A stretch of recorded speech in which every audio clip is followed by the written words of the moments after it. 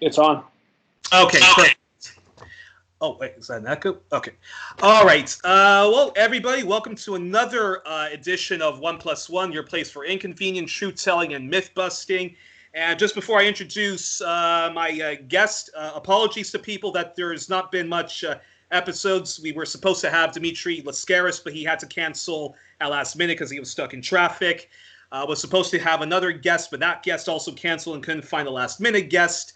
But luckily, this is not the case this Sunday because we are joined by by past guest Yves Engler, Canadian historian, NGO critic, and media critic, and great anti-imperialist thinker, and the founder of the Canadian Foreign Policy Institute. And so, once again, we're going to be talking about all things Canada, but even more special than that, all things Quebec. So, Yves, welcome again back to 1+1.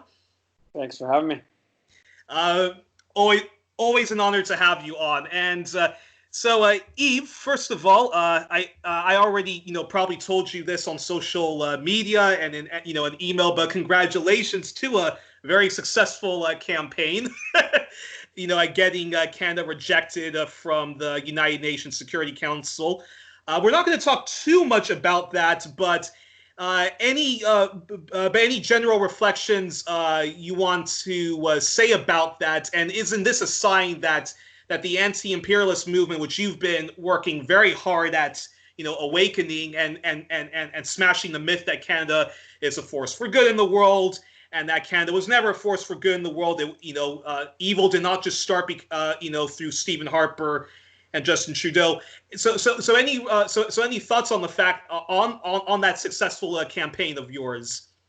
Yeah, I mean, it was clearly it represents a rejection of Canadian foreign policy by the international community. The numbers were pretty stark. Canada wasn't even close to getting enough votes at the General Assembly to win. I think it's obviously the fact it's two consecutive defeats in a row is reflective of the fact it's not just Stephen Harper that's the problem. It's something broader than that. I think that we contributed a small bit, that being the sort of internationalist activists, a small group of us that were involved in the campaign, and then many, dozens, hundreds of others who supported it in different ways. The government proved that by actually sending a letter to all UN ambassadors a week before, responding to what we were saying around Canada-Palestine policies. So it was a very good thing. The defeat was a very good thing. Also, I can say that when the campaign to oppose Canada's bid for Security Council seat, we sent a letter around to many different prominent Canadians to sign on. A certain number did, and that was published in the Toronto Star, and that led to our campaign over 6 or 7 weeks. But then after Canada was defeated, we put out a call for a fundamental reassessment of Canadian foreign policy, and we broke into a layer of people that didn't support the No to Canada on the Security Council campaign effort, but then did support. So we've got 4 sitting MPs, 4 former MPs, people like Stephen Lewis, Naomi Klein, who didn't sign the open letter beforehand opposing Canada's bid for Security Council, but signed on to a call for a fundamental reassessment of Canadian foreign policy. So the Security Council defeat also, I think, opened up a certain kind of space for critical perspective of Canada's foreign policy. And there's a lot of people who, maybe were sort of a little bit on the fence around how bad is Canadian foreign policy really. I mean, talking about like progressive-minded people who are, do we believe what's being said about, these left criticisms of Canadian foreign policy? And they, a little bit on the fence and weren't exactly sure. But the fact that the international community rejected Canada's bid for Security Council seat sort of showed to them or proved to them that, in fact, what we're saying is actually believed by, maybe millions of people, or even more than that, around the world, or to some varying degree. I don't want to, exaggerate that, but there's clearly people there's certainly millions of people in Haiti. There's millions of people in Venezuela. Many communities around the world fighting Canadian mining companies that view Canada as this aggressive force internationally, and the Security Council defeat was sort of I think symbolic of that, and it sort of opened up some space to push some more sort of radical critiques of Canadian foreign policy. But I have to also say, having said that in the positive, the Trudeau government's appointment of Bob Rae as the new Canadian ambassador at the UN very much was the government saying that we're not really going to change the path that we've been on. Bob Rae is somebody who's backed extending Canada's military mission in Afghanistan, backed bombing Libya, has supported the efforts to overthrow the government in Venezuela, justified the 2004 coup in Haiti, and is also somebody who's a very aggressive anti-Palestinian. In fact, why he left the NDP. He was the only ever NDP premier of Ontario, and in 2002, when he publicly left the NDP, and his reason was that they had become too pro-Palestinian, according to his interpretation of things. So wow. Justin Trudeau's appointment of Bob Rae as ambassador to the UN is clearly suggests that he doesn't plan to change directions. But I think that both things, their government plans to continue as they have, but also at the other side, the more left circles, progressive circles, I think there's some greater openness for some real challenges on Canadian foreign policy. Well, I look forward to this that victory and people doubling their efforts that that you guys at the Canadian Foreign Policy Institute are leading, and it's a very good victory for the anti-imperialist movement in in Canada. So it's going to be very curious to see what the next what the next months bring. And before I get to all things Quebec, I have to ask you, do you have what are some of your reflections on the legacy of Waffle co-founder Mel Watkins, who died April the 2nd, 2020, and Mel Hertig, a notable Canadian left nationalist and dissenter who died August the 3rd, 2016. And do you think if those two gentlemen were alive, they would have supported this campaign to not have Canada have a seat at the UN Security Council? Probably not. I think that those are the type of people who would have probably not supported the opposition to Canada's Security Council, but then after the defeat would have been troubled by that and would have supported the call for the fundamental reassessment of Canadian foreign policy. I think there's a lot of people who didn't want to support opposing Canada's bid of Security Council for strictly nationalist reasons, that they're nationalists, and this idea of being against Canada seemed outside of bounds. But I think those are people that that were sufficiently progressive-minded that they probably would be on board for the challenge of fundamental reassessment. But can't be sure. All righty. Well, and then because I wanted to talk to you about all. Well, actually, but before we get into Quebec, are you a bit worried though that Stephen Lewis, who is a notable NDP establishment man, who was he was the UN ambassador when Brian Mulroney was Prime Minister, right? Yeah. And you've rightly criticized him and his many foreign policy positions. And so that said, are you a bit worried that he might maybe infiltrate is a strong word, but maybe like co-opt the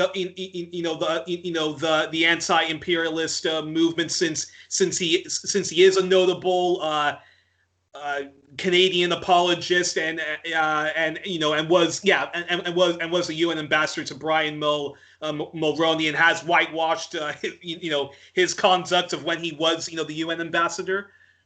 Yeah, I'm not in the particulars of this. I'm not concerned that they would be the co-opt or whatever, because it's just a matter of him endorsing a public letter that's out in the public domain.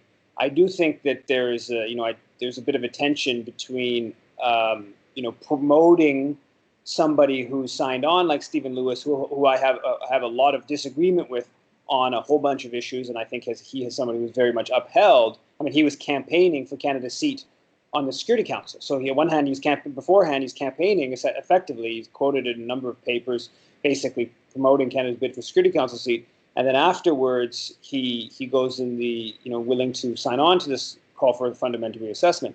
So I think that I mean, there's two ways to look at that. On one hand, you feel a little bit like, should you really be like upholding this person, and like we cite his name when submitting press releases and op-eds and stuff, and so therefore you're kind of building him up. But on the other hand, that there's some serious limitations or problems to his political outlook. It's a bit of a fine balance. But I mean, at some level, any social change that we're going to get, any victories we're going to get, it demands bringing on people who previously we didn't agree with, or were on the wrong side of the issues, right? So there's a kind of like a mix of on some level there's kind of like an ego level on myself saying, hey, this guy's been contributing to the problem. He shouldn't really be getting the accolades for now challenging it, right? But yeah. The truth is, we need to be bringing in more and more people, again, like including people who were previously against us or indifferent. We need to be bringing them in to the circle, or to getting behind the issue. So in that sense, I think that's what every political movement that wants to have success has to do, and has to how you have to see it is that what's important here is getting forward these critiques, getting forward these positions, and hopefully eventually actually changing the actual policy. Well, we'll see how it goes, and I just think it's amazing that that you guys won this campaign, considering that Lester Pearson is still considered a deity, and Romeo Dallaire is still considered this infallible nice Canadian general, right? Yeah. No, I mean, the mythology. There was a poll about the mythology around Canada that came out right after the Security Council defeat, and about polls showed that like half the population thought the Security Council defeat was or the bid for Security Council seat was important. So clearly the defeat would have sort of troubled people, and there's certain kind of focus on Canada's role in the world that would not be happening on a day-to-day basis. What was interesting about the poll, one of the things was how the Canadians' attitudes about their perception of how the world saw Canada remained largely unfazed. Remained very high proportions of Canadians. I don't have the numbers right in front of me, but I believe it was 71% that thought Canada was either very well perceived or well perceived around the world. And it was very small, like 3%, who thought that Canada was viewed very poorly. I believe it was 8% that said it was somewhat poorly. And then I think another 25% that was average or something like that. So the resilience of the idea of Canada as being, a benevolent international player is real. So even after the Security Council defeat, there's still people kind of held to that idea, and it's not clear how much of that is just what people want to believe, and so they'll say that in a how deeply held that is, it's not clear. But what is clear is that there is a propaganda system in this country that upholds this idea of benevolent Canada. So even after the Security Council defeat, well, first of all, the media barely turned to us, those of us who were campaigning against Canada's Security Council bid, even though we had our press release right away, even though we were well organized to respond and put out a press release right away, should I say. They largely ignored us. They gave us some space. I mean, they gave us space that we would never get in any other time. So Bianca had a 5-minute thing on CTV News. I had a 5-minute thing on CP24 TV. So there was a space that we basically never get. But if you took the whole of how much discussion there was on the matter, it was a tiny proportion. And the kind of hoops the media went into explaining away the Security Council bid was really impressive. I mean, the main thing, which was the government-promoted line, was that Canada wasn't involved in campaigning for long enough. So they were only involved in campaigning for the seat for like 5 years, but you really need to be involved in campaigning for like 10 or 20 years. You sort of, I'm not expert on the inner workings of all this stuff at the UN, but I can tell you with a fair bit of confidence that if countries were really like, yes, that may be true, that it helps to do a longer whatever, but if countries were, genuinely indifferent to your policy, maybe that, having announced 10 years earlier helps, but it's hard to imagine that if countries were really supportive of your foreign policy, that they would, not be willing to vote for you if you were only campaigning for 5 years. But then the other things, they did everything they could to avoid, the issue that's probably the clearest issue, which is the anti-Palestinian policy of Canada. I mean, in the sense that all the UN ambassadors know, they are in the room when Canada is voting against what basically every other country is voting for. So that's something that it's not like some obscure policy that these UN ambassadors are not aware of. They see that, very clearly. And the Canadian ambassador himself made it clear that he thought this Canada's anti-Palestinian voting record was something that was of a lot of concern to the UN ambassadors by sending a letter to all the UN ambassadors a week before the vote, responding to our campaign around Canada's bad policy on Palestine. But so they wouldn't talk. They would very little talk about the Palestine question, or certainly with any depth.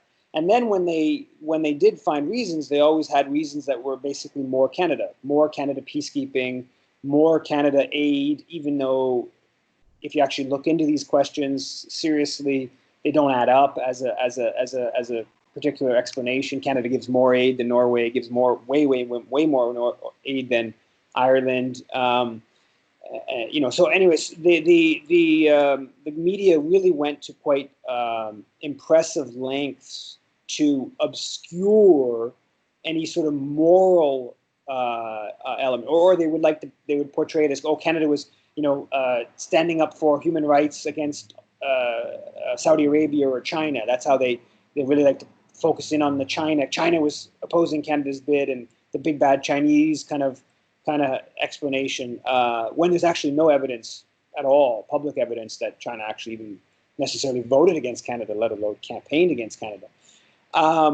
So the media really did a pretty impressive job of avoiding the fundamental, the important issues driving this, and not even just, there's no debate that the Palestine question was very important in this. That, again, probably the single most important question. More so than Trudeau's bullying of Venezuela and Haiti. Yeah, I think Venezuela contributed. I think maybe the one issue that you could say that was at a kind of macro level, maybe the main issue, was that basically countries were saying, we don't need a second U.S. Canada always aligns with the U.S. and we don't need a second U.S., particularly when Donald Trump's there.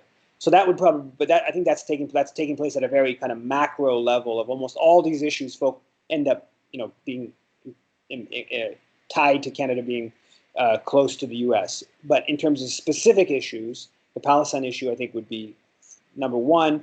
The Venezuela issue, the Venezuelan officials they were the only country that I could tell that were publicly campaigning against Canada's seat.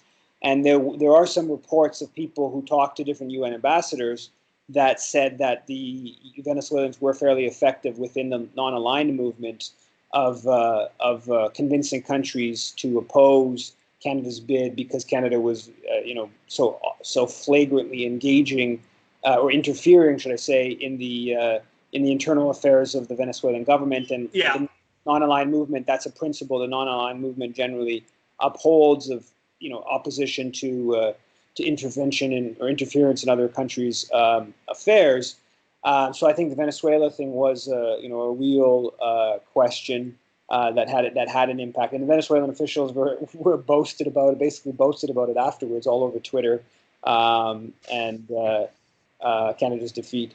So I think that those were some of the main explanations for Canada being defeated, which were almost entirely ignored by the dominant media. Well, all I can say is Canada, continue on with the way you do. But then don't be surprised if you don't get a seat at the UN Security Council. Okay, and so this episode, I want to talk to you a lot about Quebec.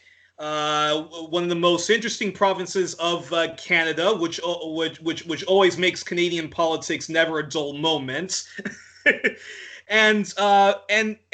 But before we get into the whole political anatomy of Quebec, and an interesting article that you wrote back in October 2016, in which you sort of compared Quebec's ultra-nationalism to Israeli ultra-Zionism. Can you update us on what's the legal status on the ban on religious headgear in public jobs in Quebec, in public sector jobs and schools in Quebec? Yeah, so the CAQ government, the current government, which is this sort of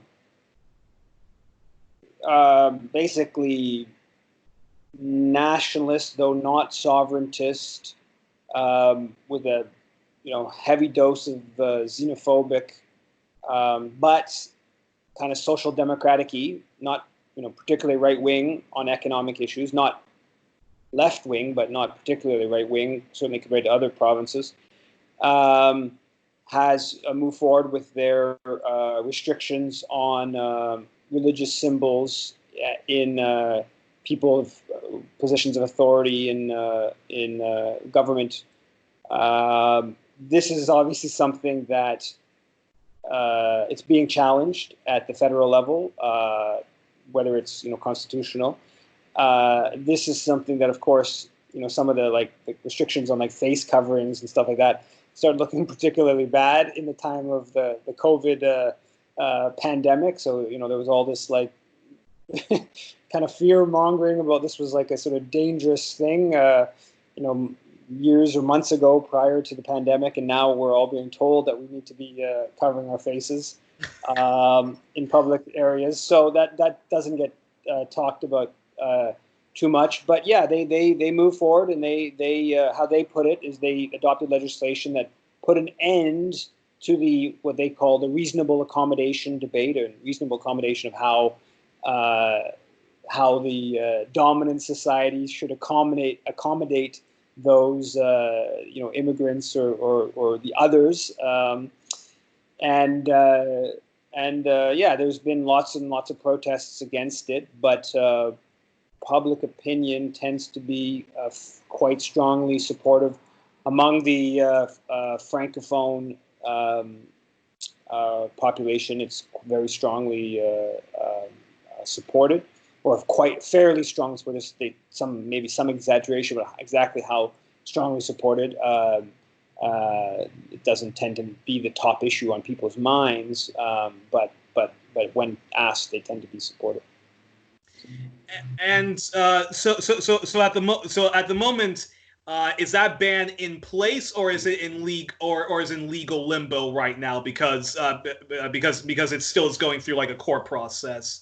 No, it's in place. My understanding is it's in place, and the challenge is going to take a long time to play out. The actual dates on the adoption. I'm not 100% sure, but the last stories I remember reading around it, there hasn't been that much attention on it over the past, multiple months with the pandemic. But that the they brought in some. What they did is they brought in some grandfather clauses. So like teachers who were like not going to be allowed to wear a hijab while teaching, they got grandfathered in, and it was future future individuals. So it'd be like new teachers or new police officers or whatever.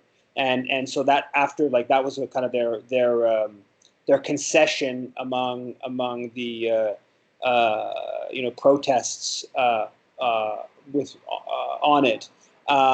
But it's really important to point out in their reasonable, and they're sort of talking about religious symbols. They had like explicitly accepted having. It's also ultimately been partly taken down, but there was a cross in the National Assembly, right? So there was obviously a preeminent Christian symbol in the National Assembly, while they're saying that National Assembly being, the Quebec's parliament, while they're saying we can't have, religious symbols, and this is the highest decision-making body of the province, and so they basically had a whole like justification. Same thing in Montreal, right? At the top of the Mount of Montreal that Montreal's named after is a big cross. Every day, on Sundays, those old churches are all around. They ring their bells. So they basically continued with all kinds of elements. Streets in Montreal is incredible. How many of the streets? The most important street is St. Catherine, right? So they're named after Christian figures, and so I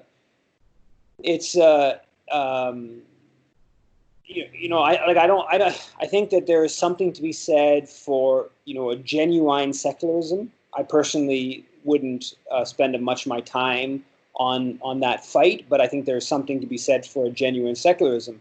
But that genuine secularism goes from the most powerful on downward. You don't start with the weakest and then move your way up. You start with the first of all, the most powerful religion, and secondly, the most flagrant symbols of religion. So a cross in the National Assembly being pretty high up on that list, and you move your way downwards. But they, of course, did it the opposite, which is where it gets really clearly into a question of xenophobia, and not even just xenophobia, but really it's about anti-Muslim kind of targeting of, and not even some not even just anti-Muslim, but it's targeting the women predominantly within Muslim communities. So even targeting the generally more disenfranchised of already a fairly disenfranchised community. And again, I'm saying all this as somebody who is an atheist, who's not particularly keen on religiosity or symbols of institutional religion, but there's questions of just the pile-on and exacerbating racism. That's I think important part of it. It has to be an important part of the discussion.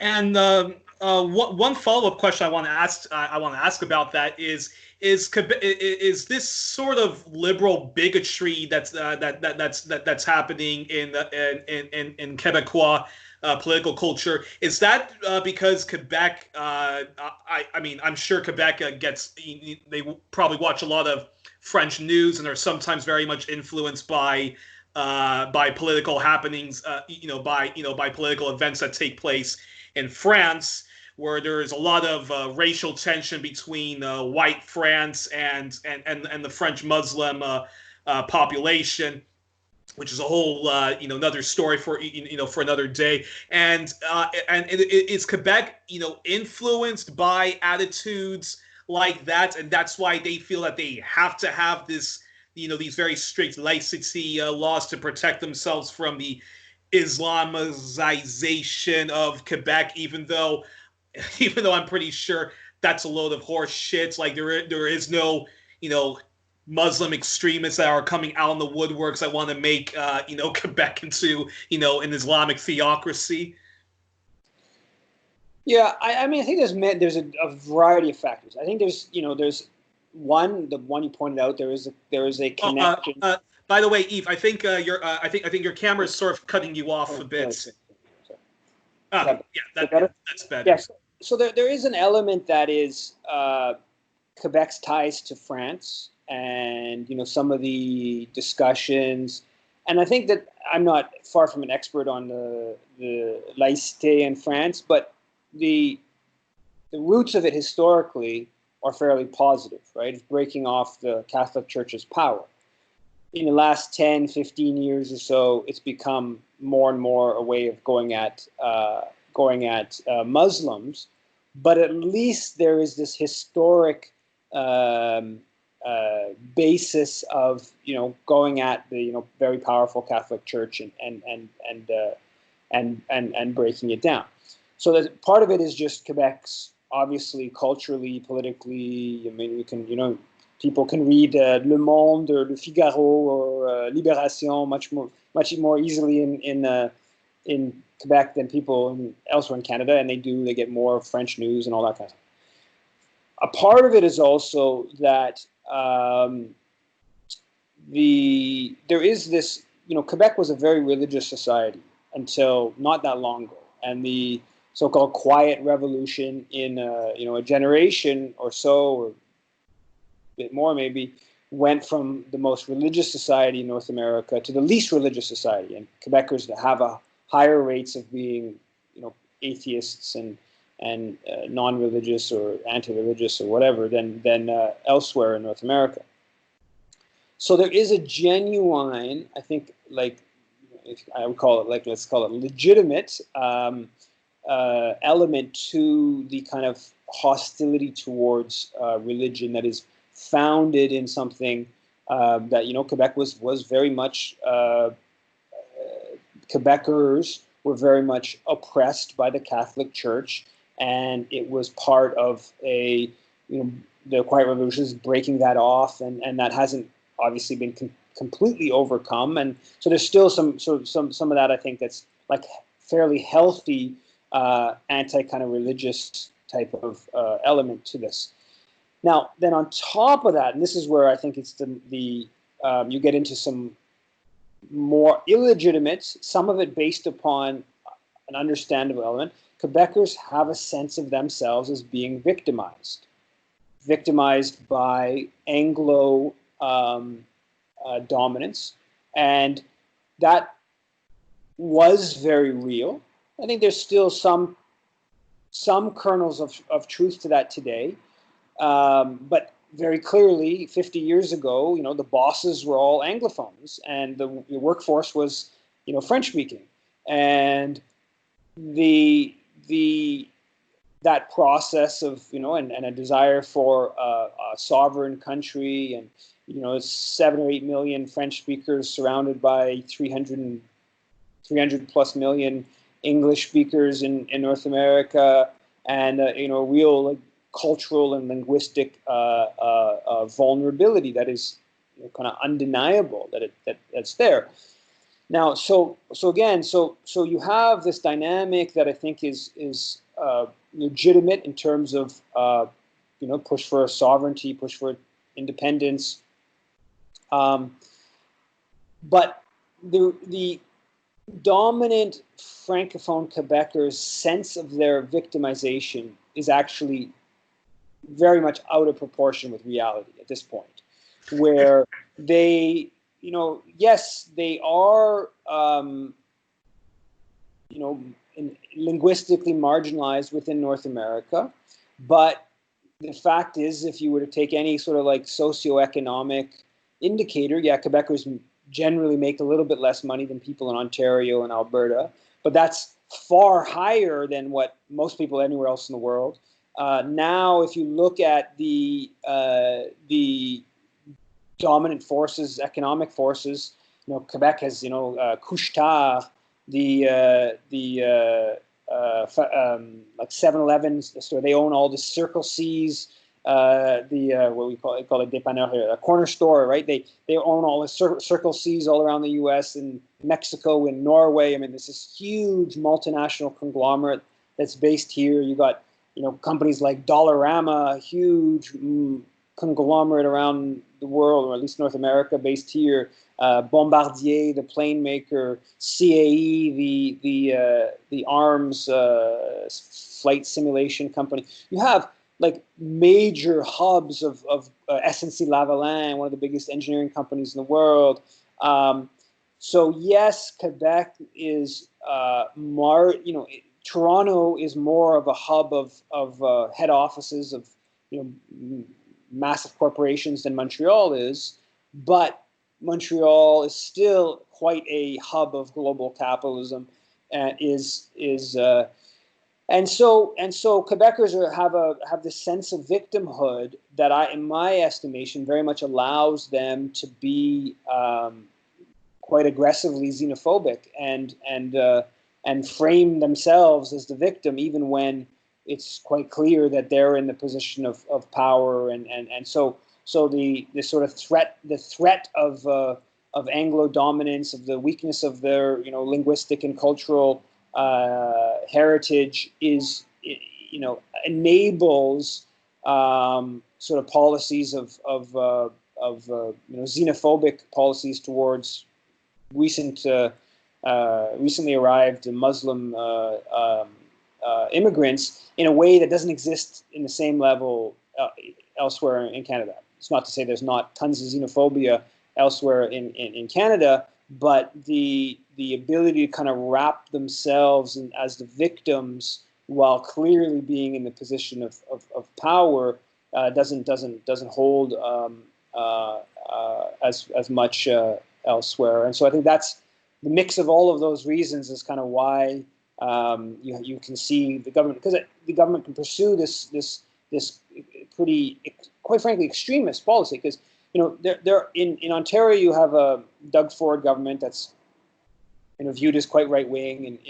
In Alberta you have Jason Kenney viewed as quite right wing, but neither of those governments would come even close. They haven't even suggested anything like the Quebec government has adopted in terms of targeting religious symbols. I mean, so it's like this is like quite extremist policy by anywhere in Canada, or even for that matter, I think North America. And I should also say this is being pursued by a CAQ government that, if you look at their policies on economic and social services and stuff like that, they would be viewed as quite left wing by compared to Ontario or compared to Alberta. They would be viewed as left wing as an NDP government in BC. So I think it really is.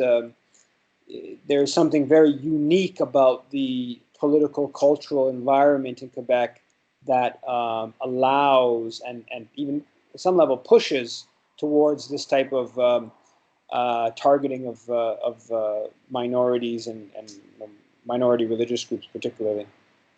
Perfect segue into question 3 then, which is, do you think that the dust-up that happened between Jagmeet Singh, the NDP leader, and a member of the Quebec Bloc who didn't support some anti-racist motion that Singh was trying to pass in some police accountability measure? Apparently, this MP from the Quebec Bloc made some gesture and then the ridiculous claim that there is no state racism in Quebec. Singh later accused the person of racism, and he was kicked out of Parliament for not taking that claim back or apologizing. And then the Quebec Bloc leader, Yves Francois Blanchet, demanded that Singh apologize. Does this show does this basically show the very ugly face of Quebec nationalism?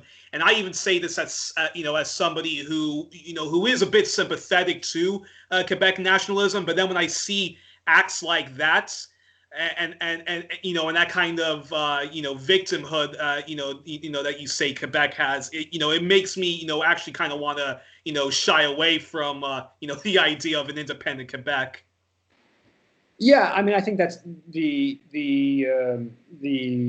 Oh, actually, one thing. There's a light shining on you, so I think you need to close the curtain behind you. Right, sorry.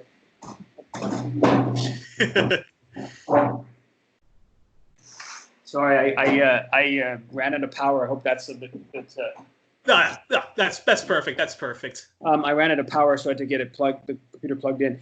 Yeah, I think that the incident with, I mean, the Bloc Québécois is a perfect example of the Bloc Québécois on a lot of issues is, as left wing as the NDP. I mean, they represent obviously a sovereigntist party in Quebec, and they want independence.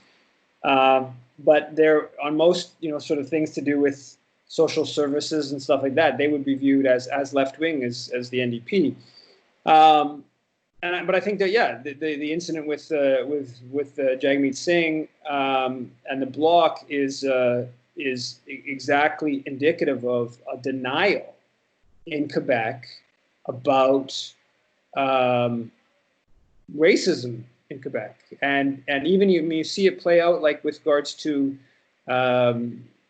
police and in Toronto versus Montreal, and the Toronto police, the battles over gathering gathering data on race and the street checks and stuff like that.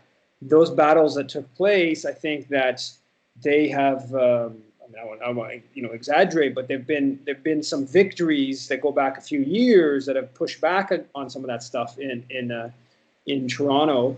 And while in Quebec, it's almost at the starting point of like we have to even start compiling data on how much more likely a killing of an individual be of a black person versus a non-black person, and so that the police have been very reluctant to concede any kind of any ground on that here, and I think that some of it is just demographics, right? The Quebec is a more white place than Ontario. Certainly, like the numbers are very clear between Toronto.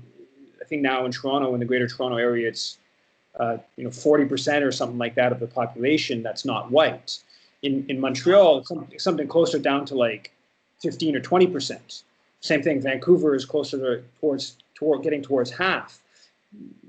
Way higher, higher proportions than in Quebec, and even then in Montreal, of course, is the most racially diverse of Quebec, and so Quebec City. It's also where it has like the highest non-French speaking population, right? Yes, yeah, and so exactly. So it's also more culturally diverse than elsewhere. And so like Quebec City, which is a big city, it's 750,000 or so people. It's like compared to that's something equivalent to slightly smaller than Edmonton or Calgary, and Quebec City is incredibly monolithic city racially, at least. Than comparing it to Calgary or Edmonton. So those things contribute to it. And then like I was saying, this Bloc Québécois, their central basis of their ideology is that Quebec is being bullied and pushed around and mistreated by Ottawa and Anglophone Canada. And so in that kind of framing of things, which certainly has a substantive historic truth in it.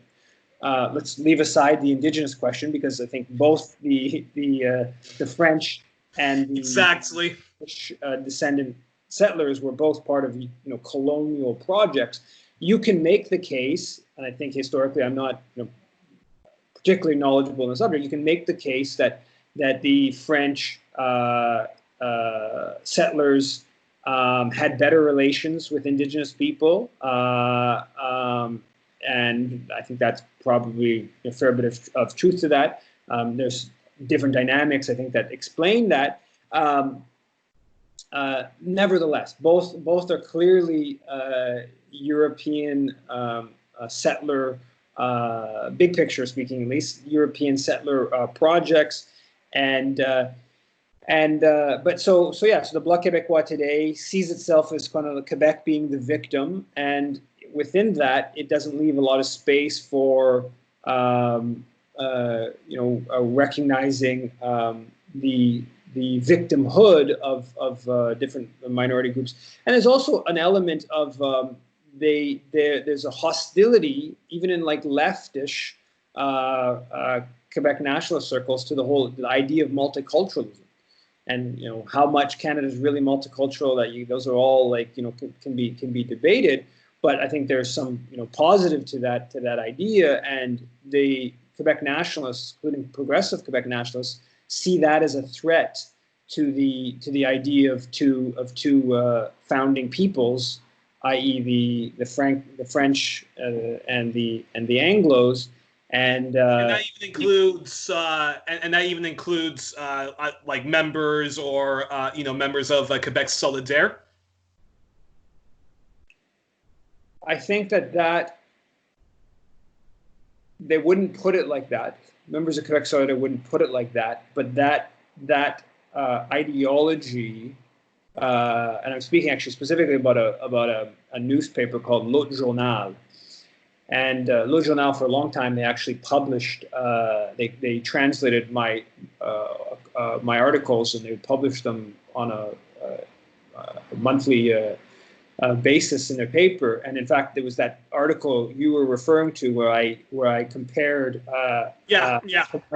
Quebec sense of the sense of victimhood with sort of Zionist Jewish kind of senses of victimhoods when the actual positions of power. And after publishing that, they no longer wanted to run any of my stuff. So they were highly offended by that. But so Le Journal is not a backer of Quebec Solidaire. In fact, they were with the PQ, but they were part of a left-wing faction of the PQ. But nevertheless, it flows into the sort of ideology. I mean, here in Montreal, there's a ostensibly left-wing party, Projet Montréal, that's in power, and I support a lot of their sort of their challenge to the private automobile kind of ideology. But the extent to which they're left-wing, it's really fascinating to see how unwilling they are to move on some race issues and some pretty flagrant issues about the public service in Montreal being the numbers are just they're astounding. How few non-white people are in these positions in the fire department or in the police department or just in the government bureaucracy. The numbers are really quite astounding. 20% or so of Montreal is from a visible minority. And in the fire department, it's 1% non-white. I mean, they're really out of. And Projet Montréal has a very, even though it frames itself as a progressive party, and by many standards of other city municipal governments, it would really be a left-wing party. On some of those issues, they're very reluctant and hesitant. So yeah, I would say it percolates all throughout Quebec political culture, including Quebec Solidaire, even if they wouldn't frame it exactly in those ways or directly admit it, if you like. That's astounding because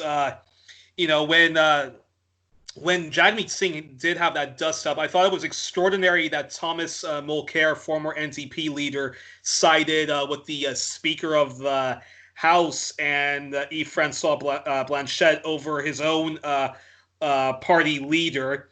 And the fact that Quebec Bloc MP said that there's no state racism in Quebec when the Premier Francois Legault issued an apology to Indigenous Quebecers for the history of institutional racism that that the Indigenous people of Quebec felt. And again, the fact that there was a shooting, a racist shooting at a mosque in Quebec, and also the racism that Jagmeet Singh has experienced when in Quebec when he was campaigning, there was a guy who said to him that he should that hey, if you want to get elected, you should take that turban off. And of course, a lot of this is from Islamophobia, because these people don't even understand that hey, he's a Sikh. Sikhs are not Muslims, and even then, that is wrong. Your reflections on that? Yeah, I mean, I mean, it's undeniable. I mean, it's undeniable that there's this dynamic in Quebec. It's undeniable that Jagmeet Singh, the NDP, did very bad in Quebec in the last election, partly because they had a leader who wears a religious symbol at a time when there's this whole brouhaha around religious symbols and in Quebec, and the NDP only won one seat in Quebec. They went from, I forget the exact number, but like 25 seats down to one seat.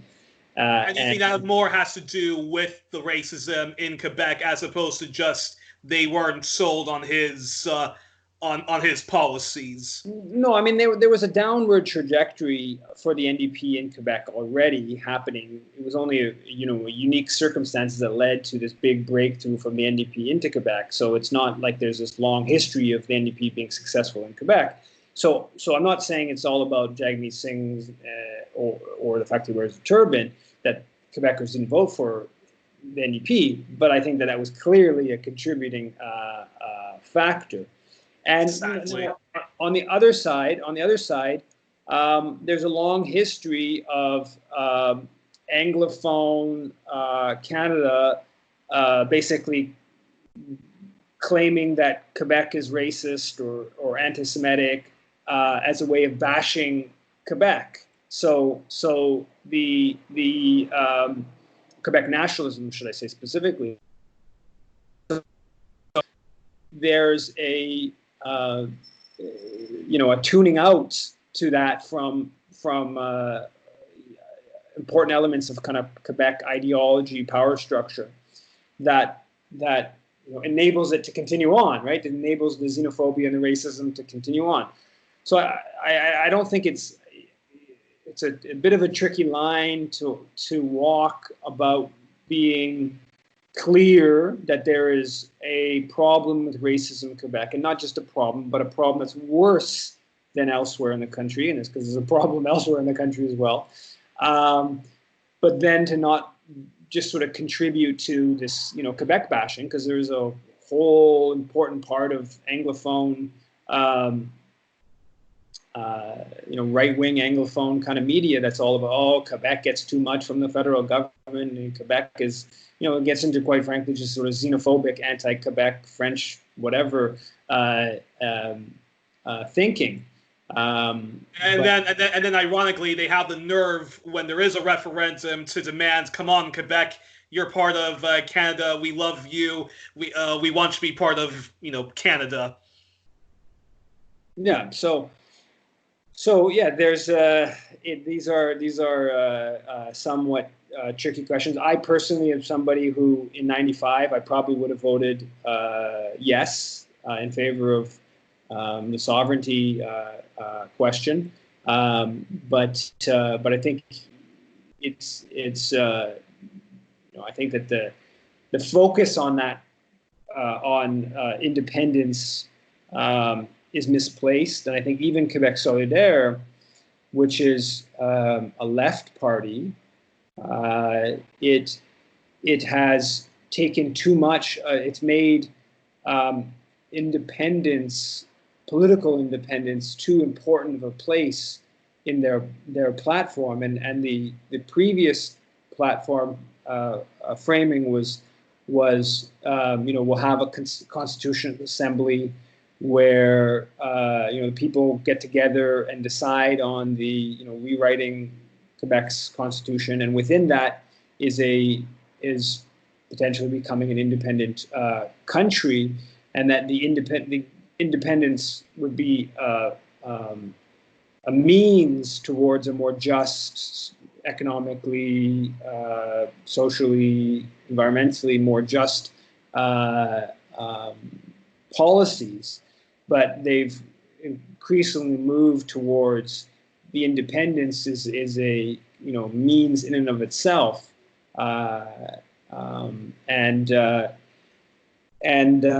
so there's the tension on the importance of independence. I think is I'm not against it, but I don't think it's particularly important in the scheme of things. I mean, if multinational corporations are getting more and more powerful, how much does independence of a place of 8 million people really matter in people's day-to-day lives? Or conversely, if there's a global shift towards the English language, which is all tied to multinational corporate power, tied to global capitalism and stuff like that, is the threat to French in Quebec due to the dominance of U.S. cultural dominance, or is it due to independence from Canada? There's shifts that are happening kind of all over, and so these are questions I think that have to be part of any serious discussion about whether Quebec independence is helpful, or certainly should that much effort be focused on it, or etc. Sounds to me as if you have the position that the Socialist Equality Party of Canada has, which is if I've read some of their articles in the past correctly, and even now, that they think that that the whole idea of Quebec independence is a cynical distraction, that really, I mean, the working class of Quebec should be joining forces with the working class of the rest of Anglophone Canada to fight the big bad capitalists, right? Yeah. I mean, I wouldn't go I wouldn't say there's nothing in independence, and that can't help in certain political advances, but I wouldn't put much emphasis on its utility, and in some cases it can be clearly a negative distraction from more useful social justice pursuits.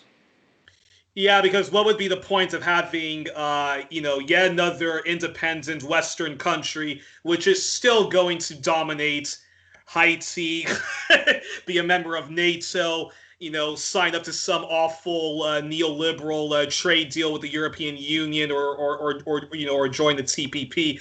Now, are most Quebec parties, even the ones who who want sovereignty, do they still want an independent Quebec to be a member of NATO, NAFTA, and to have close ties with the with the business elites that make up the European Union, actually? Yeah, well, so the Parti Québécois, which has been the main sovereigntist party for a few decades, they, before the 1980 referendum, they said that they would continue participating in NATO. An independent Quebec would continue participating in NATO. And I think also NORAD, I'm not sure if NORAD was in there, but I think also NORAD, and basically said we're not gonna oppose U.S.-led multilateral imperialism. and then we would join it, we would participate in it. So they were pretty clear about that, and that kind of thinking has continued on, because there was a point where the independence movement in Quebec, was more kind of aligned with national liberation struggles, whether Palestinians or Cuba, or, right, where they viewed themselves as sort of a part of that national liberation struggles globally. That's very much off the table. Quebec Solidaire has been involved in creating a foreign policy platform, because they're a sovereigntist party, and so they say that once there's an independent Quebec, how are we gonna interact with the world? And the policy positions that came out of Quebec Solidaire, I think it's around a year ago now, on foreign policy, were not bad. I believe Quebec would be out of NATO. I can't remember with regards to NORAD, but there's definitely a desire to shake up the current foreign policy. The Quebec Solidaire supported the boycott divestment sanctions campaign with regards to Israel, which is obviously a lot better than the vast majority of political parties that hold office in anywhere in North America. So they have put forward, and like the Bloc Québécois, I would say that the Bloc Québécois on many issues, like the reason why Canada didn't formally join the war in Iraq in 2003 is because of the Quebec being so strongly against Canada going to war. And one of the reasons their concern was for the Chrétien government was that there was a provincial election coming up in Quebec, and they were fearful that the Parti Québécois would win those. If Canada would have formally joined the war in Iraq, that would have really given a boost to the sovereigntist movement in Quebec, and the Liberal Party provincially would. And Gilles and Gilles Duceppe was the leader at the time, right? Of the QB, right? Yeah, of the Bloc Québécois, yeah. And so there is, and if you go back historically, opposition to World War I, in opposition to major riots that killed a whole bunch of people against conscription, because basically French Canadians and French Quebecers specifically didn't want to join the British Empire in fighting World War I, and so the opposition very much came from Quebec. That was the thrust of the opposition. So there is a important current still, even when you have the situation where you have like this sort of rise of kind of right-wing nationalism, xenophobic nationalism in Quebec, which you clearly have a rise of that in the last handful of years. You still have another current of Quebec nationalism that's sort of more, challenging of U.S. power or British imperialism, or and Quebec Solidaire is the current form of that, where they are willing. They put foreign policy down on the list, but for instance. Ruba Gassal, who's a Quebec Solidaire member of the National Assembly here in Montreal, she did a video against Canada's bid for a Security Council seat. She didn't just sign on, but she actually did a video explaining why she opposed Canada's bid for Security Council seat. No other provincial politician or federal politician did anything equivalent to that. No other provincial federal politician elsewhere in the country even signed on, let alone went out of the way to make a video to explain their opposition to Canada's bid for a Security Council seat. So there is still some political dynamics like that are very much relevant in Quebec. That's interesting, and now you've written many times about the cynical use of anti-Semitism to silence critics of Israel. And I don't know where the controversy came, but in this wonderful article, which I'm going to link at the end of this interview, xenophobia, racism accompanying right-wing Israeli and Quebecois nationalism. You compared actually that the bigotry that's coming with Quebec nationalism to the state bigotry, to Israel's institutional racism, which I thought was fascinating. And past guest on this show, Jackie Walker, a black Jewish social justice activist and anti-imperialist activist, in Britain, who was slandered and kicked out of the Labour Party for non-existent anti-Semitism. She kind of made the same argument you made, which is that that amongst the Jewish community, there is a privilege that the Jewish community does have, and it's a white privilege, that they now share with their Catholic counterparts, with their white Anglo-Saxon Protestant counterparts. So can you compare what you were explaining before, the bogus victimhood that the Quebec nationalists feel, to the victimhood that often a lot of Israelis and Israeli apologists use, which is that they're the victim as opposed to the people that they are oppressing? Yeah, I mean, I think that with regards to the dominant Jewish institutions in this country, regularly deflect their racism, their anti-Palestinian positions by claiming discrimination against them, when in fact, if you were to take any honest assessment, those organizations are the ones of the racist organizations that are supporting oppression, and there's an empowerment. I mean, the Jewish community is a very successful community.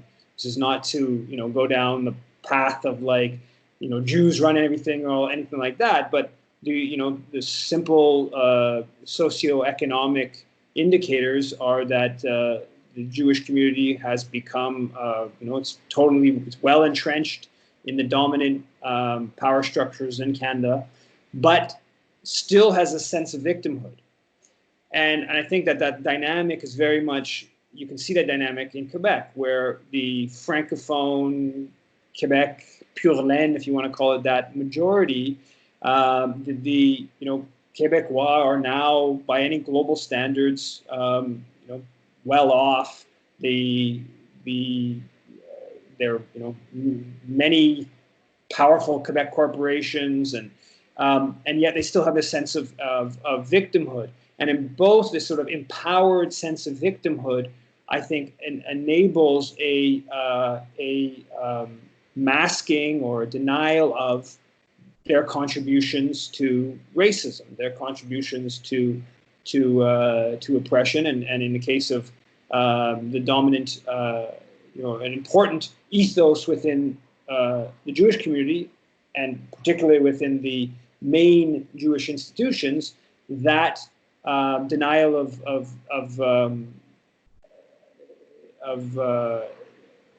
victimhood, they basically, the effect of it is to enable the dispossession of Palestinians. In the case of the Québécois out of proportion sense of victimhood, the effect of that is on Black communities in Quebec, in denial of systemic racism, or most obviously in recent years vis-a-vis Muslims, and bringing in the reasonable, so-called reasonable accommodation, bans on religious symbols, and of course the still ongoing dispossession of First Nations Quebecers. that's cut out of the entire discussion. Like sort of almost entirely historically, be again back to the roots of French settlement in what's Canada today. That was a European colonial project, and you can say that maybe the French settlers had better relations to Indigenous people than the British settlers, but let's also let's not start splitting hairs around. They both were still part of this colonial project that was about dispossession, and there's a denial of that on the part of many elements of Quebec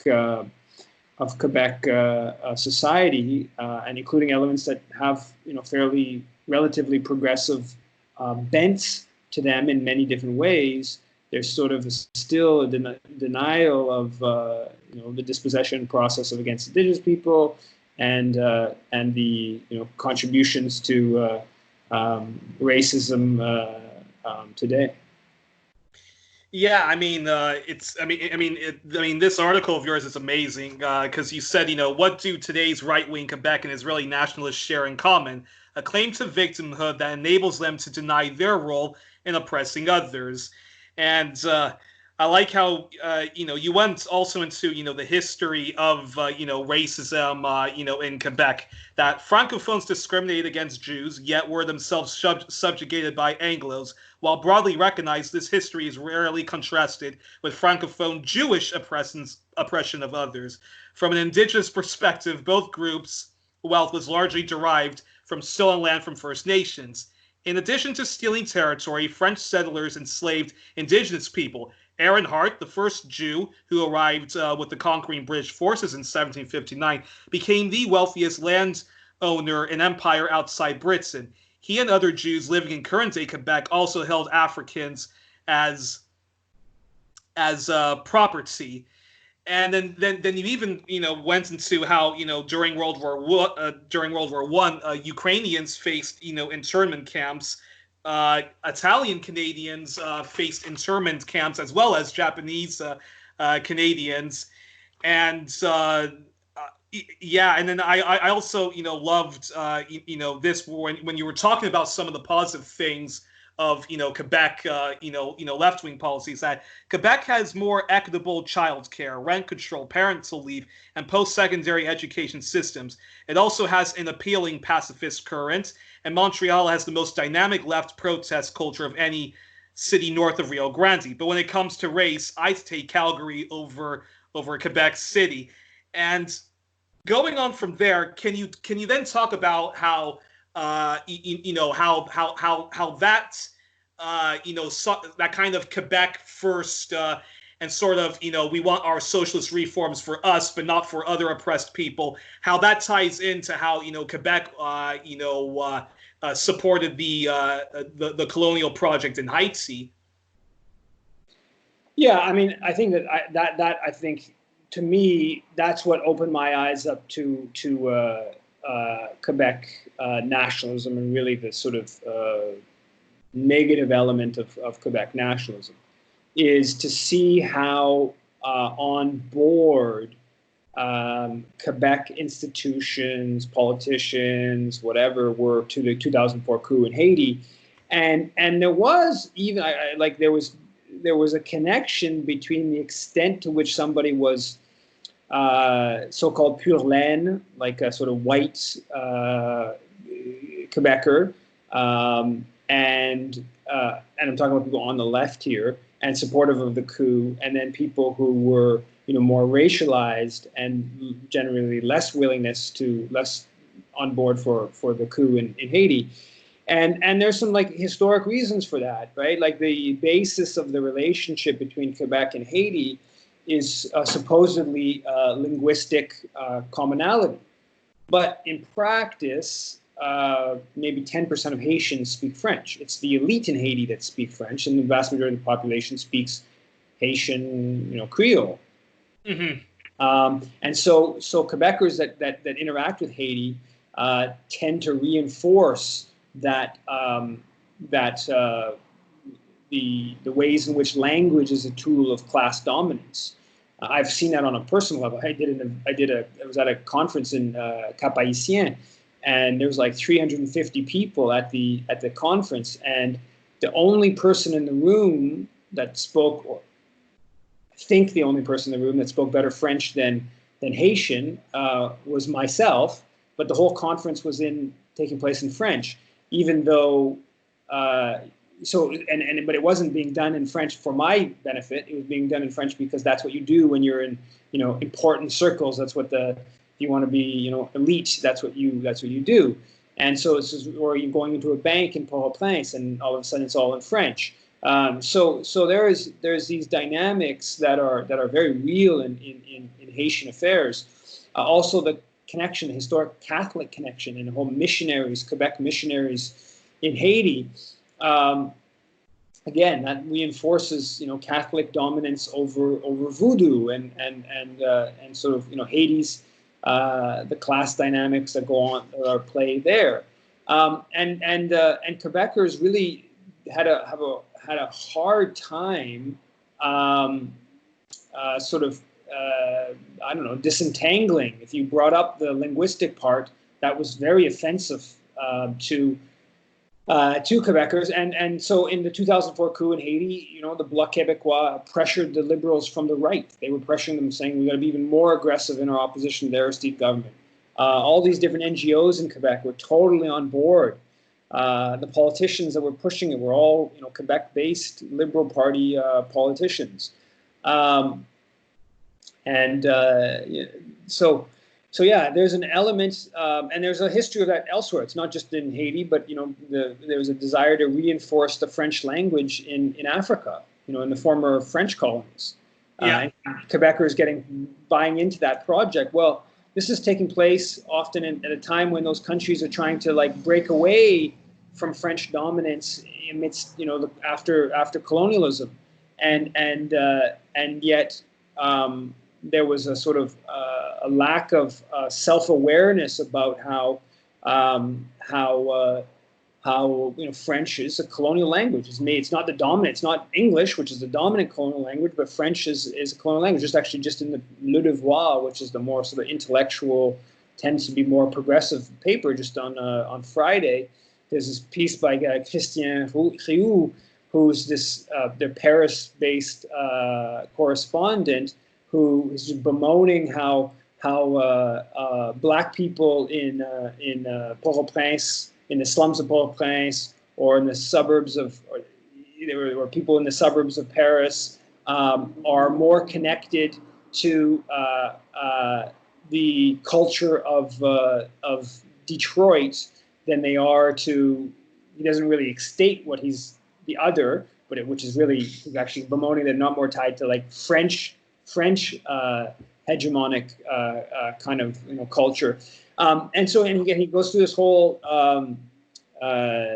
this complaint around this, and I think there's real questions about American cultural imperialism and soft power. I think those are real questions, but he's counterposing it with the good French, right? This is somebody who's a big proponent of francophonie, and complains when there's not enough people speaking French in Madagascar anymore, and not enough people speaking French in Haiti, and so there's a element of that type of ideology within Quebec elite circles vis-a-vis Haiti that goes back 70 very clearly goes back more than 70 years. Before there's a Haitian, it's important, before there's a Haitian presence in Quebec, right? So the idea is that the Quebec relations to Haiti is partly based upon the fact that there are many people of Haitian descent living in Montreal predominantly, and that obviously is part of it, but as I pointed out in other places, there's way more, there's about 3 times as many people of Italian descent in Quebec than there are people of Haitian descent. But there isn't the same kind of cultural aura around Italy. and the whole cultural aura around Haiti is based upon supposed linguistic commonality. But again, almost all Haitians speak Haitian. Maybe 10% of the population speaks French. By any, if there's going to be a second language in Haiti, it would be better if it was Spanish, so that they can have interaction with the rest of their island, Dominican Republic, or interaction with Cuba. Or better than French, it would be better if it was English, so they have better interaction with Jamaica, with the other Caribbean colonies. Yeah. So going towards Haiti with this, like, we got this connection on French, invariably reinforces the class divide in Haiti that language is a very important part of, and Quebecers don't seem to see that, or don't want to see that, because they feel so vulnerable as 8 million French speakers in North America, that they just overlook the fact that a much more marginalized Haitian Creole is a much more marginalized language than French is, and that's sort of, they don't want to hear that, because they see themselves as victims of North American Anglo dominance. That's just astounding, because that's just so astounding, because here you have these people who rightly were discriminated against by Anglophone dominated Canada, and I guess you can say that they were in a ways colonized, and then they had the Catholic Church kind of rule with an iron fist, and yet they're adopting all the things they claim to hate about Anglophone speaking Canada and the Catholic Church into this kind of liberal bigotry towards their Muslim population, and basically propping up Canadian French imperialism in Haiti, or my mom's country of the Congo and elsewhere. Yeah, and what's interesting about it, another element to it, is that that's been used also by Canadian imperialism, right? The reason why Romeo Dallaire, there was a turn towards Romeo Dallaire, is a part because Rwanda was a French-speaking. Mostly it's Kinyarwanda, but the colonial language was French, and so they needed French speakers, and so the U.S. has actually turned to Canadian officials, and same thing in the Congo with the assassination of Patrice Lumumba. Part of the reason why the Canadian military got in control of so much of the communications of the UN force, which ultimately helped kill Patrice Lumumba, was the linguistic element, and the fact that you had English and French speakers, and so Canadian military were fluent in both languages, and that was really much valued.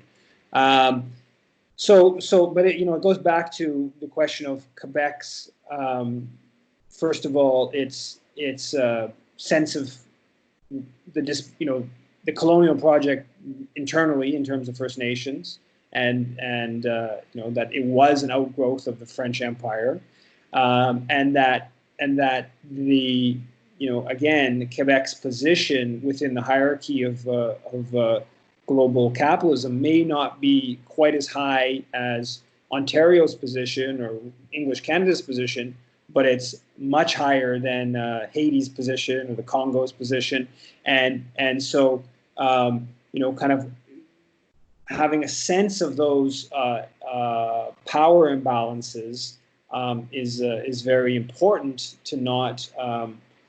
For again, this I'm not just talking about like for the the out and out imperialists, but I'm talking more at the more sort of the progressive end of the political spectrum, of having a genuine sense of the power imbalances, and to not contributing to reinforcing the global imperialism.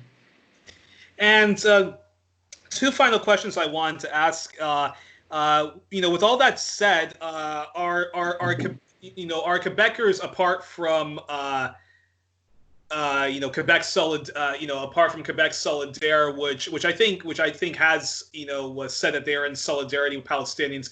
Are most of the Quebec, political parties sovereigntist or not sovereigntist? Do they tend to be, mildly progressive on everything except Palestine? On international issues, I would say that there's been a tendency with Haiti is an exception, and then the francophonie is an exception. There's dynamics there, but on anti-war, there's a stronger pacifist current in Quebec. Palestine, mining. Canada's mining industry is mostly not based in Quebec. And is that more, just like people power movements in Quebec as opposed to the elites then, right? Yeah, I don't think. I think it's both. I think there's an element of people power. Clearly the 2003 war in Iraq. The protests in Montreal were 5 times bigger than in Toronto, right? Even though Toronto's a bigger city, there were 100-some thousand for sure on the streets on 2 occasions. I think the biggest ones in Toronto were like 25,000 or something like that. I think that has to do with the whole, there's a longer history of pacifism in Quebec. Partly has to do with where the French papers get their wire services, Agence France Presse, and in that case, France wasn't supporting the war, whereas English Canada gets more of its TV from U.S. TV stations, which were of course more pro-war. So that those dynamics play out. There are a variety of elements explaining that. With regards to Palestinians, there's this history of, again, Quebecers seeing themselves as an alliance with like national liberation struggles. Now that element, and so there's historically way more pro-Palestinian sentiment in Quebec. That element, I think, has somewhat shifted with regards to the rise of like kind of anti-Muslim. Quebec seems to be at more of the anti-Muslim thing is taking greater grip in Quebec than elsewhere, and so that I think undermines the Palestine solidarity to some extent. So yeah, there's for regards to social movements, just more generally, Quebec has way more dynamic social movement. The 2012 student strike in Quebec, and there's been multiple student strikes or student movements, usually having an element at least that are actual strikes. Over the years, and there's nothing comparable elsewhere in the country regarding like on social housing and that movement. Same thing in Quebec. It's not quite as different as the student movement. The student movement is really fascinating. There's certainly the last 20 years, nowhere else in Canada has there been anything in the vicinity of the level of student protests that have happened on multiple occasions now in Quebec during the past 20 years, and which you were even part of. I'm currently reading your first book, your autobiography when you were a student activist at Concordia. Yeah, so no, exactly. So we were involved in a huge protest on the 1-year anniversary of the Summit of the Americas, the Free Trade Area of the Americas, which took place in April 2001. I guess about a year later, when I was in the student union at Concordia, we organized a demonstration when there was meetings taking place in Quito, Ecuador, on the FDAA. And we got 10,000 people on the streets, like without any corporate media coverage. Almost entirely it was a 1-day student strike, and almost entirely students, a working day, a work day. And this is kind of stuff that, there hasn't been a 10,000 person demonstration of any sort by the student movement anywhere else in Canada, let alone about not about like, something directly affecting students, but against like a whole corporate globalization trade agreement, some pretty abstract kind of target, and that was really just a reflection of the power of the student movement in Quebec that's just totally unique. And obviously in 2012, the student strike of 2012 is something that's I mean, there's been nothing like that in North America probably ever. There was a night demonstration every night for like 3 months. So from like starting at 9 p.m., a demonstration that sometimes would go on I was on one that went on for 6 hours, literally from 9 p.m. to like 3 in the morning, and at its high point had like 10-15,000 people, or so this is stuff that's almost hard to believe, actually. But yeah, so there are some real dynamics to street protest culture in Quebec that don't exist elsewhere in the country. That is, I think, a very positive thing. So if there was ever going to be a kind of mass uprising against the powers that be in Canada, Quebec, do you think Quebec would sort of lead that way? With that sort of francophone gene, like what we see with the Gilets jaunes in France. Yeah, I think Quebec has shown that repeatedly that its social movements are way more. There's a deeper culture of protest. There's just a greater acceptance, etc. So yeah, I think that that's often been the objective of many sort of lefties in Anglophone Canada, is to try to get some greater kind of alliance between Quebec and the left forces in Quebec and English Canada, and that's part of the NDP's breakthrough in Quebec with the Orange Wave of 2011. That was viewed as a big possibility of that. Now that's sort of somewhat unraveled, but yeah, Quebec definitely has a more advanced protest culture. Then in closing, all right. In closing, then, how can do you think how can the left in Canada, English speaking Canada, how can they get to a point where where Quebecers can be very proud of their culture, maintain their culture, but Quebecers get over this this victimhood, which we've talked about most of this interview, and they say, okay, we are all Canadians, and and we have much more in common with the marginalized working class man or woman in Ontario or in Winnipeg or in Alberta, than we do with with these Quebec business elites. So we're going to unify on a united front. And we don't care, if the person is wearing a turban or is wearing a headscarf, and it's all, that kind of old, that old-fashioned, workers of the world unite, and the people united will never be defeated, as opposed to this, ongoing sectarianism, which kind of puts a damper on, Quebec, on Quebecers fighting against, imperialism abroad and reactionary capitalism at home. Yeah, well, first of all, I think that one of the motivations of the CAQ government and previous governments that brought in the whole discussion about religious symbols was as a way to divert attention away from pursuing neoliberal policies that weren't necessarily that popular. So the more they could have the discussion go that way in terms of this, do the immigrants have too many rights? That was good for the governments to enable them to pursue policies that weren't necessarily particularly popular.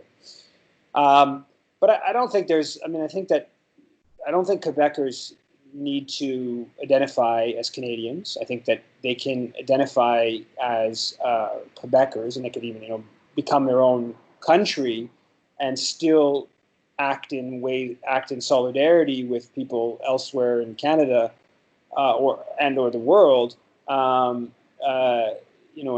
more in solidarity. And I think that just comes down to the work, right? It comes down to the anti-racist struggles taking place here that say, no, just because we're saying there's systemic racism in Quebec, we're not saying that means that, Francophones haven't been historically oppressed by Anglophones, or just because we're saying that, we need to, have better relations with First Nations or decolonize, that we're not saying that there wasn't also injustices committed against French speakers by English speakers. It's about putting them into proper context, and so I think that there's ways of being sympathetic to the legitimate grievances, but then not saying that justifies racism or other forms of oppression, but saying and I mean there's always been kernels, like I said, the kernels of the sovereigntist movement that was about national liberation struggles around the world, and so they built alliances with Cuba and Palestinians and other groups, and they saw so I think there's some element of that Quebec nationalism that lends itself to being actually more sympathetic with those who are being oppressed than necessarily contributing.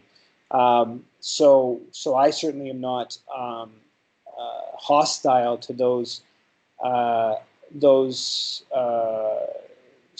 like Quebec Solidaire, for instance, that have that's kind of their framing on Quebec nationalism.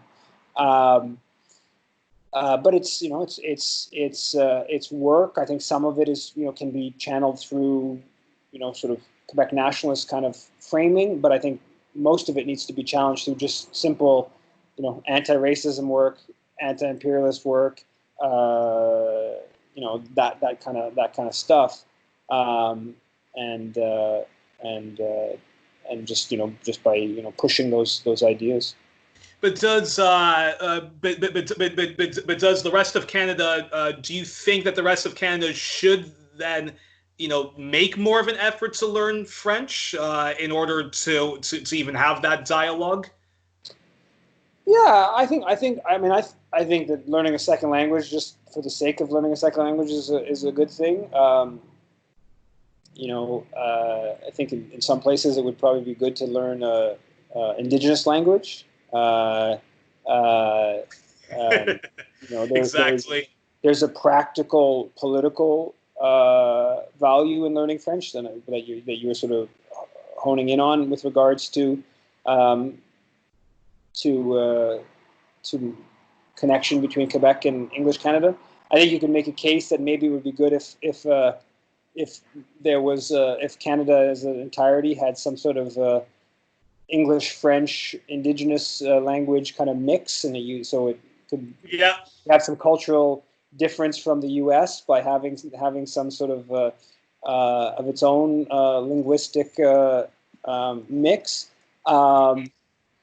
But those are difficult questions. But I don't think it doesn't hurt to learn a second language. And not just learn French because you're going to become leader of a political party or you're a member of a political party, and therefore you have to show the Quebecers that you do speak French. Yeah, it's a political requirement if you want to be the prime minister. even Stephen Harper had to work hard at that late in life. So.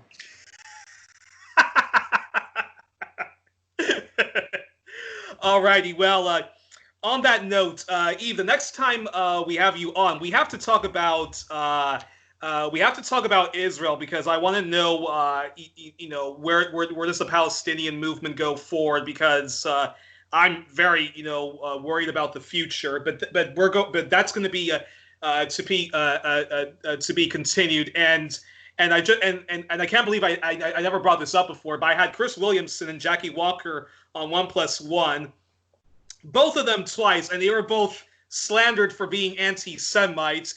And for Jackie, that's ridiculous because she's a Jewish woman. But I also have never brought up the fact that you yourself, you've been kicked out of university for opposition to Israeli apartheid, right? Yeah, I was kicked out of university. It was a mix of a whole series of factors that contributed to the expulsion. Obviously, the protests against Benjamin Netanyahu when he tried to speak at Concordia were central to that. But it was a whole series of factors. It's a long discussion. Well, that's going to be continued next time we have you on.